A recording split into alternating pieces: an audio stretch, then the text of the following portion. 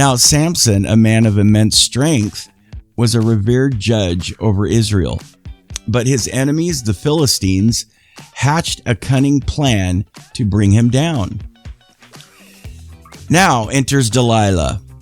A former girlfriend accused him of carving an X into her chest with a box cutter, but now she's the one facing jail time. The daughter of Jared learning about the ancient conspiracies of secret combinations through the records of her own people, the Jaredites. A covert plan was the answer to her father's deepest wants, she realized. I'll get Dad involved in the cloak and daggers. Watching it back 1 year later, Dustin Toth says his life still feels out of control. Okay. His accuser, Catherine Bennett, a coworker he'd started dating. And right now, the statements that I've been given do not match evidence. This is exclusive video of her police interview. As Toth sat in jail, her story fell apart.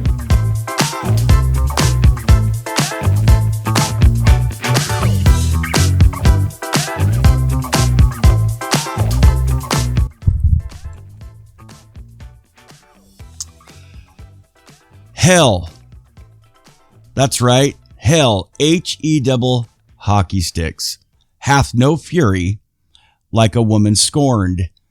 That's an idiom.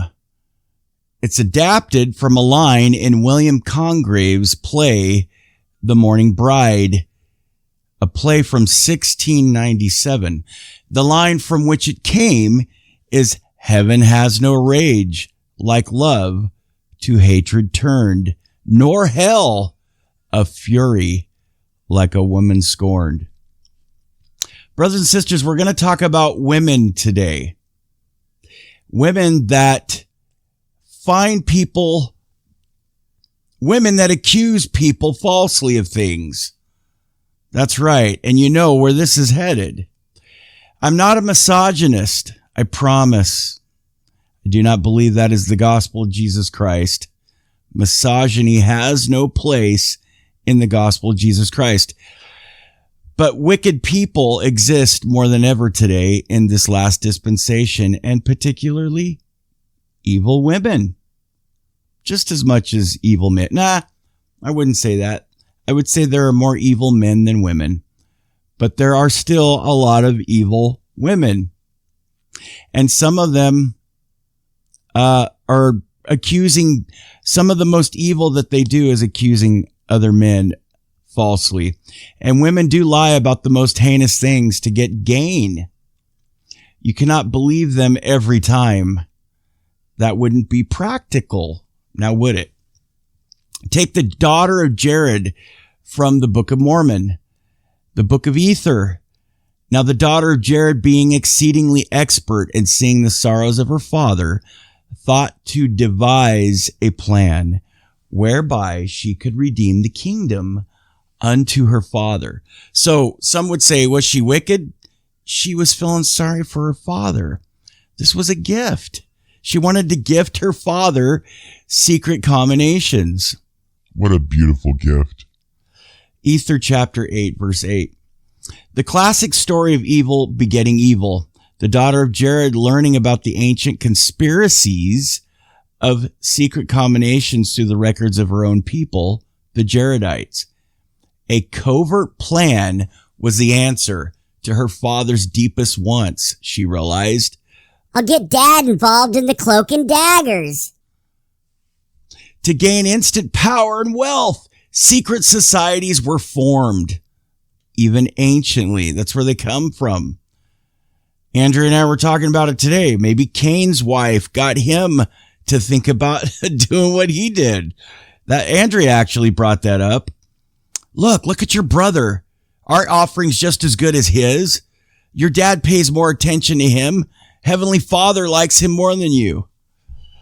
Well, to gain instant power and wealth, secret societies were formed. But this deceptive avenue came at a very high price, as the daughter of Jared found out. She planned the unthinkable, the assassination of her own grandfather. The more people involved, the more complex the plan became. It required bribery, promises, and even the threat of death to ensure everyone's loyalty. Using her beauty and charm, Jared's daughter seduced Achish, remember that? Who was willing to join the conspiracy in exchange for her hand in marriage. But little did she know that she had set in motion a chain of events that would lead to more destruction than she could have possibly foreseen. Her husband Achish, you see, Achish devised a plan to kill Jared and take the throne for himself. So she didn't act alone. Did she coerce her husband? Betrayed by her own husband, her father and sons fell victim to the secret combination. Chaos ensued, and the once powerful kingdom was consumed by evil.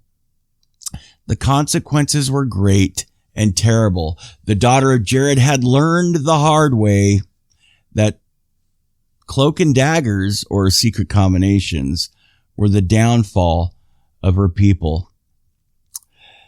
So with that reality check, brothers and sisters, if we can never challenge common beliefs and shed light on truth, then we are not being honest with ourselves, especially when things are just out of order. When it comes to due process, that's right, brothers and sisters, this is all about Tim Ballard and others that are falsely accused in the world. But I'm more concerned right now with maybe not just an American hero. I'm more concerned with possibly not just an American hero, but a national hero who has been falsely accused, possibly because people aren't going about it the right way. There's no due process. To think that the plaintiff is never wrong or lying is just absurd. Take Eleanor Williams, who was jailed over false big R word allegations.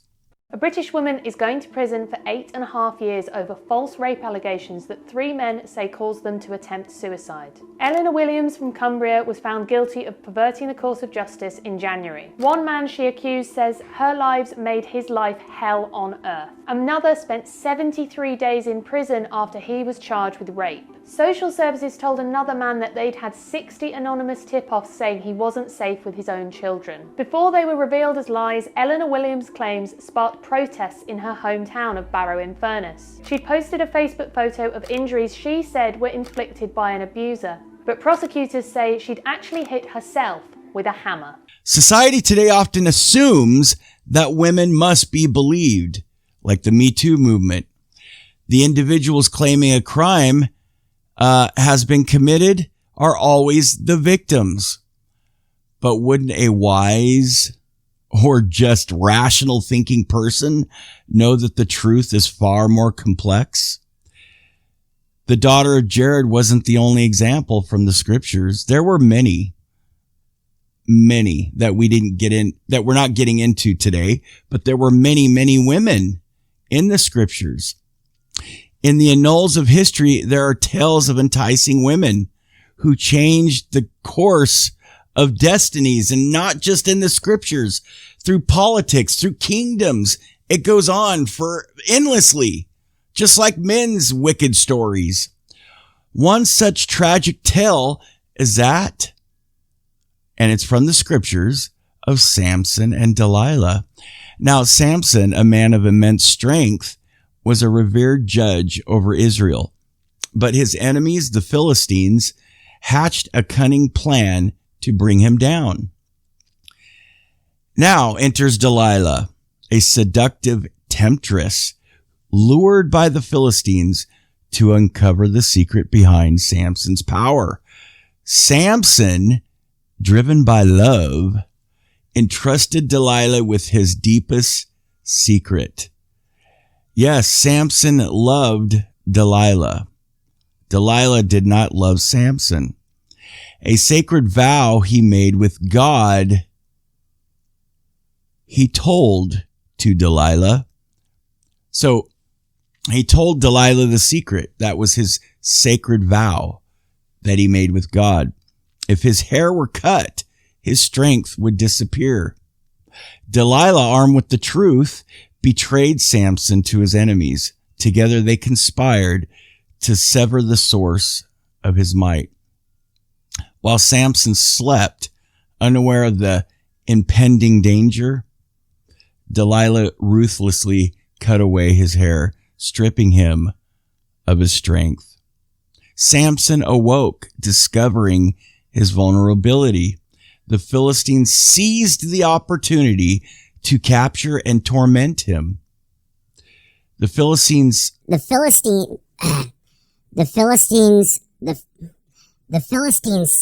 the opportunity to capture and torment him, subjecting him to a life of sorrow and slavery. You would think that would be it, right? But it wasn't. As the days passed, Samson's hair began to grow again, unnoticed by his captors. They didn't pay attention to it, right? And some say that the reason he lost his power or his virtue wasn't because of his hair. It wasn't the length of his hair that made him powerful. It was his virtuousness, possibly.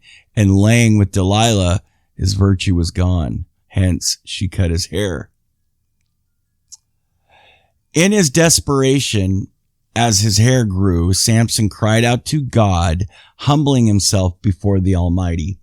Amidst pagan celebrations, the Philistines paraded Samson into their temple. Unbeknownst to them, his strength had returned. With a final act of sacrifice, Samson, empowered by God, pushed the mighty pillars, bringing the temple crashing down upon himself and the enemy of his people. Though Samson's tale ends in tragedy, Delilah the temptress unknowingly played a role in his redemption and ultimate triumph against the Philistines. So, her plan backfired. Now, we are bombarded by sensationalized stories and interviews that portray women as innocent victims. But let's take a step back and consider the big picture. Is that the case? Or does something more sinister, much more sinister, often occur? A former girlfriend accused him of carving an X into her chest with a box cutter, but now she's the one facing jail time. The arrest of a 19-year-old woman today comes after we first shared the story of Christopher Prokopia and how a selfie saved him from possibly going to prison. Tony Plahetsky has an update on how police have now charged her with lying about the whole thing. Christopher Prokopia knows what it's like to be accused of a crime he didn't commit. It was terrible. It was heartbreaking. It felt like nobody could believe me. Nobody wanted to believe me. He also knows the feeling of vindication. It's such a gratifying feeling. Now he's pursuing justice. I want her to realize the pain she has caused me. We first told you Christopher's story last month. It was soon shared around the world. A story of how he felt guilty until proven innocent and how a selfie saved him from prison. Last year, a woman he dated 4 years ago in high school called Temple Police and told them Christopher had just broken into her home and sliced her with a box cutter. Detectives took these pictures of her injuries, but now police agree it never happened. On the night 19-year-old Faith Cox claimed Christopher assaulted her, he was at an event in Austin more than 60 miles away. He posed in a photo that helped convince prosecutors of his innocence and to drop the charges. On Tuesday, authorities charged Cox with making a false report to police. She faces up to 180 days in jail if convicted. Christopher spent 10 months working to get his case thrown out, all the while facing the possibility of 99 years in prison if he didn't. She is not a person in my life anymore. I'm finally done with her, and I can move on with my life and feel great about it. With his name now cleared, Christopher says he plans to join the Navy. He also wants to possibly start a nonprofit called What About Me to help people just like him, accused of a crime they didn't do. He also wants to focus on healing the emotional scars of an ordeal that never should have happened. It's going to be a long journey, but I hope to get to a good endpoint. Christopher says he still has no idea why Cox made the report to police in the first place. Her attorney said today that he would not comment on that aspect of the case. Tony Plahetsky, KVUE News. In a court of law, we must seek justice and the truth. Plaintiffs may bring forward legitimate grievances, but we must remember that not all claims hold up to scrutiny. Lawsuits can sometimes be driven by ulterior motives, such as personal vendettas, financial gain, or the desire to shift blame. It's crucial to examine the evidence presented to separate fact.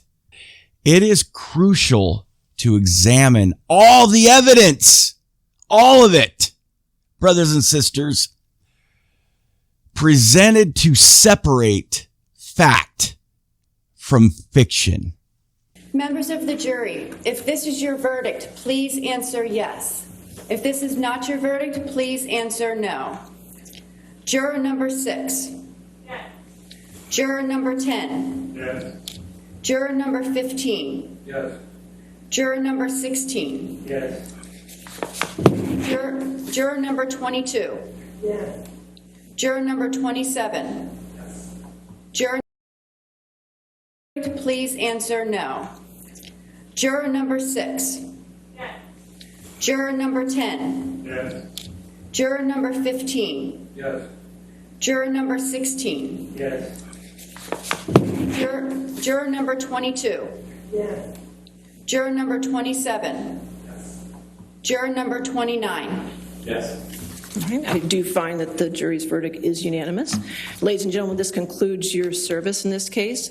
I want to thank you again for your dedication and your hard work during this trial. And I know I speak for everybody here when I tell you that we appreciate your sacrifices and your time and your public service in this matter, okay? So I'm going to have you go back to the jury deliberation room for one more time, and then we'll release you from there, okay? All right, thank you.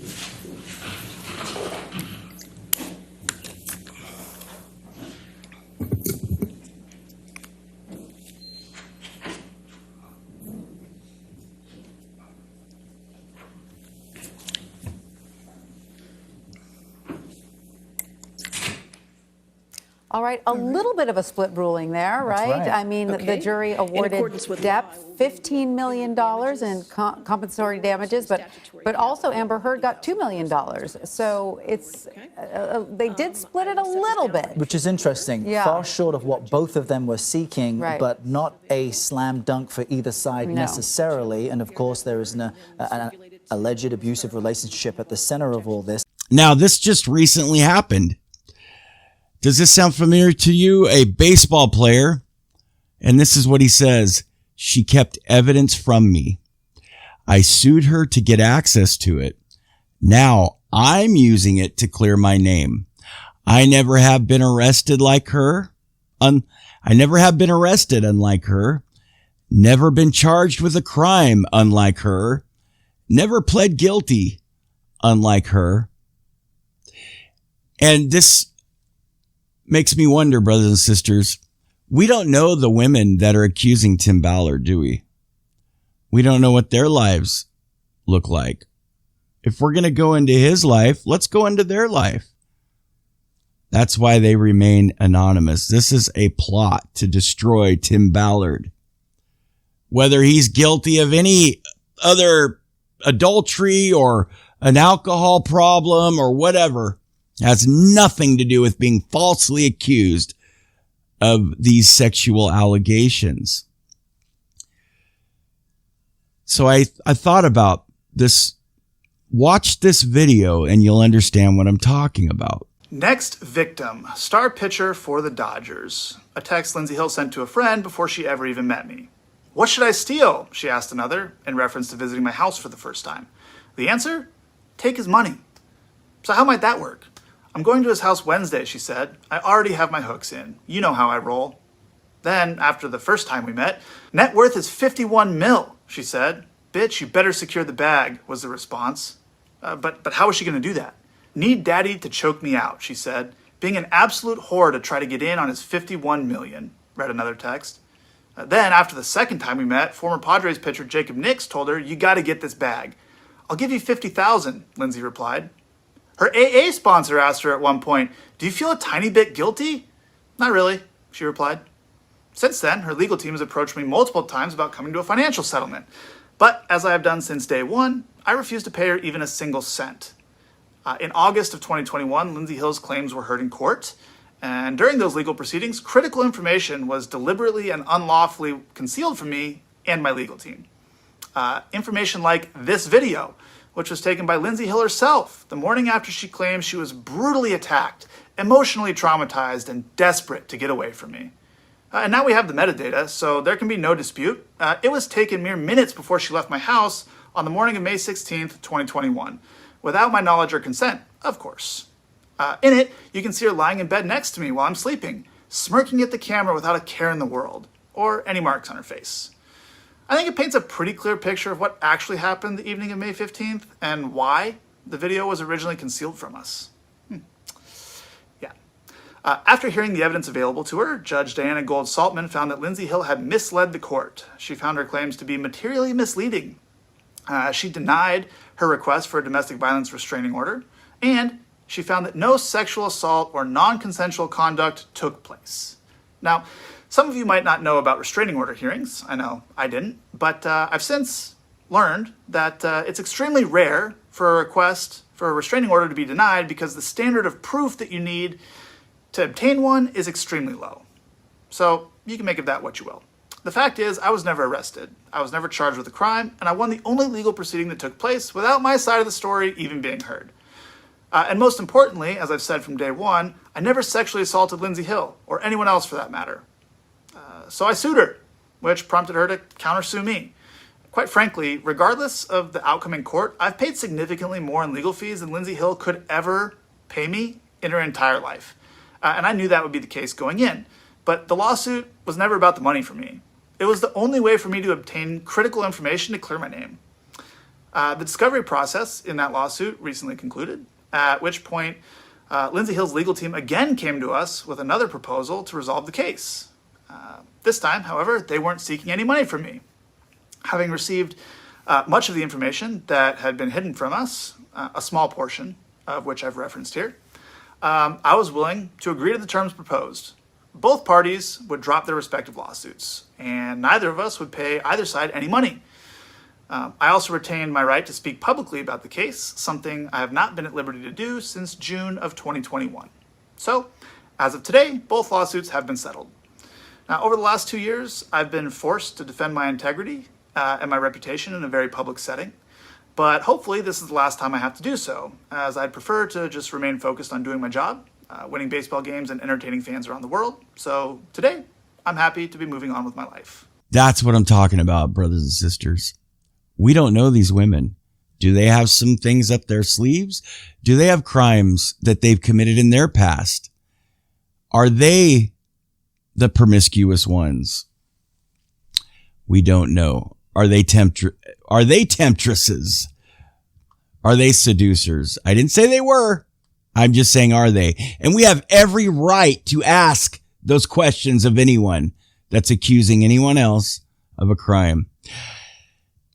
You see, we think about Me Too, but do we think about the what about me, like we saw? Our legal system is designed to provide fair trials, ensuring that both plaintiffs and defendants have their day in court. It's essential to remember that being a plaintiff doesn't automatically make someone right. Empathy towards plaintiffs is important. I know that, brothers and sisters, and I know you guys know that. I'm for anyone who needs to be protected. Children, like Tim, is protecting.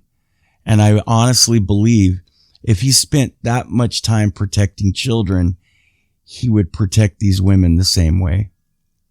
If I'm wrong about all this, then I bring it all back. I reel it all back in. Okay? I'm for anyone who has been violently abused in any way, regardless of gender. You see, men abuse, and they do. Women do also. They just do it differently. Most of them poison or hit over the head with a shovel, or they just do it differently. They got a different fashion, but they can be just as guilty of violence as men. And men can be just as innocent and cleared of all wrongdoing as women. But we must also consider the perspective of the accused. False or exaggerated claims can ruin lives and reputations, stigmatizing individuals who may be innocent. Let's not forget that the role of the court is to weigh the evidence objectively and make informed decisions. Innocent until proven guilty extends to both parties involved in a lawsuit. By actively questioning the validity of claims, we can prevent the manipulation of our legal system and ensure that justice prevails. It's our duty to distinguish between legitimate complaints and baseless assertions. Bellevue Police Chief Steve Mylett is speaking publicly now for the first time since he was falsely accused of sexual assault. Mylett was reinstated to his job this week after a 3-month investigation by Bothell Police cleared him of any wrongdoing. King 5's Alyssa Hahn joins us live from the newsroom with what he had to say today. Alyssa. Lori and Mark, Chief Mylett became emotional at a press conference today, having been exonerated of the sexual assault accusation. He said that the whole ordeal has given him new perspective and will actually make him a better chief. I cannot express my gratitude enough for everyone who offered prayers and expressions of support for my family and I during the past 3 months. I thank each and every one of you. Hard to imagine what Chief Steve Mylett endured these last 3 months under heavy public scrutiny and a rape investigation. There was a lot of things that my wife and I discussed and dealt with, and the what ifs and everything else. And there was fear, there was anxiety, culminating with tremendous relief and gratitude that the members of the Bothell Police Department did such an exceptional job rooting out the truth. This week, Bothell Police released a 56-page report exonerating Mylett of sexual assault. They say a 44-year-old woman came up with an elaborate story that the two of them met online through a sex networking website. She even faked emails and forensic evidence. The emails that she submitted to us after we did the forensics analysis are completely doctored. I think the process of the claims that were made against me worked. And I think another process will take place, and I'm confident that the right decisions will be made. Prosecutors declined to file charges when the same woman accused another Bellevue detective of rape. They dismissed multiple charges against another officer, John Kivlin, after evidence the woman provided didn't hold up. Both men admit to having relationships with her. Both resigned from the department. In Mylett's case, investigators found no sign he had ever met the accuser. He said the ordeal taught him compassion. I have a deeper appreciation of what it means to be falsely accused. I also have a deeper appreciation of what it's like to be on administrative leave. And I think it will make me a better chief and a better human being. Bothell Police recommended charges of perjury, tampering with evidence, and making false statements against the woman. The King County Prosecutor's Office said they expect to make a decision on those charges by next week. In the newsroom, Alyssa Hahn, King 5 News. If it's not true, we need to know now, and we need to stop the progression of this whole thing from getting worse, because it's just going to get bigger and bigger. And only on 7 News, this police interview with a Fort Collins woman. She was later convicted for making phony rape accusations, and the man she accused was arrested and put in jail 1 year ago today. Well, tonight, he is speaking to 7 News reporter Lindsay Watts about why he is still struggling to pick up the pieces. It's definitely a reminder of what I've been through. Accused of rape, cuffed at the police station the day before Thanksgiving. I can ask you some questions regarding the crime of sexual assault. Watching it back 1 year later, Dustin Toth says his life still feels out of control. His accuser, Catherine Bennett, a coworker he'd started dating. And right now, the statements that I've been given do not match evidence. This is exclusive video of her police interview. As Toth sat in jail, her story fell apart. I'm not telling you to drop charges. I want to know the facts about what happened. Bennett later convicted of making it all up.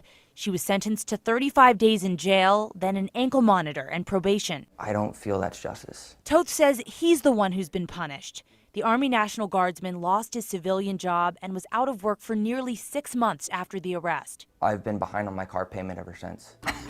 He has his friends, but the emotional pain is still there. I feel like I'm incapable to actually trust a woman again. He says it's telling his story that's helping him heal. Giving me the opportunity to share it gives me the opportunity to clear my name, because I still feel like my name is not cleared. Lindsay Watts, 7 News. So, in conclusion, and there is a conclusion, let's approach lawsuits, accusations, allegations, suspicions, and it can go on.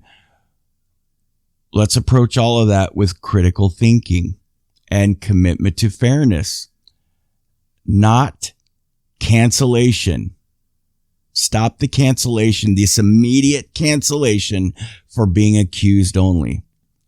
And stop canceling people that have sins, because ye yourselves have sins. Remember the atonement. Latter-day Saints especially should not get consumed in the cancellation culture. And don't assume that plaintiffs, male or female, are always right. Remember, Herod's stepdaughter danced to get John's head. Why did Herodias want John dead? For Herod himself had sent men who arrested John, bound him, and put him in prison on account of Herodias, his brother Philip's wife, because Herod had married her. For John had been telling Herod, quote, "It is not lawful for you to have your brother's wife." And Herodias had a grudge against him and wanted him killed. Yes, Herodias wanted John killed, but Herod Antipas protected John because he knew John. Let's see. Yes, Herodias wanted John killed, but remember, Herod Antipas wanted to protect John because he knew John was a just and holy man. Man, these women. Just kidding, sisters. John the Baptist, and I know a lot of you sisters are with me on this. I love men loving sisters. John the Baptist was executed by beheading John the Baptist. So ultimately, John the Baptist was executed by beheading by Herod Antipas on the request of Herodias' daughter. His disciples buried his remains. And if you think I had to look hard for these measly videos, guess again. It goes on and on and on. And this is just on YouTube. There are cases, there are stories, and they're all over. And they're not hard to find because they happened. I think of the lacrosse players. I think of how many men, Republican men, were nominated for Supreme Court Justice. Clarence Thomas, the Anita Hill accusations. That was all concocted and construed, the panel overseen by Biden, Joseph Biden himself. Joe Biden never did vote Clarence Thomas into, a lot of people don't know that, into the Supreme Court, and has been critical of Clarence Thomas ever since. And of course, Christine Blasey Ford, little shifty little act of freaking 60-something-year-old woman acting like a little girl, shifting around in her seat. That was weird. That was really weird. Who testified against Brett Kavanaugh. And it goes on. So anyway, what do the scriptures say about seductive women? I discovered that a seductive woman is a trap more bitter than death. Her passion is a snare, and her soft hands are chains. Those who are pleasing to God will escape her, but sinners will be caught in her snare. Why do I bring up a seductive woman? Because most of the time, women that lie and cheat and steal and want to defame others, just say people. Seductive men, seductive women, seductive plaintiffs, seductive people. They're usually immoral. 9 times out of 10, they are immoral themselves. Think about that, okay?